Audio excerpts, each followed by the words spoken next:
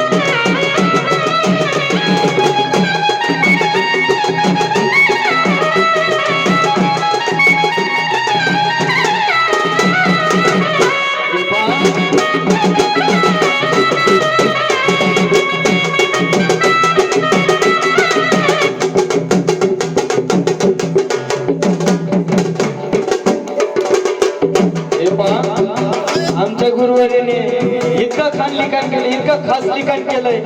त्यांनी सांगितलंय, त्यांनी त्यांच्या गाण्यातून सांगितलंय, ते हर वेळेस त्यांच्या गाण्यातून सांगतात. आपल्या लेखीचा दर्जा कुठं असतो ते बघा, आपण लेखीसाठी काय करतो ते बघा, त्यांनी ह्या गाण्यातून सांगितलं.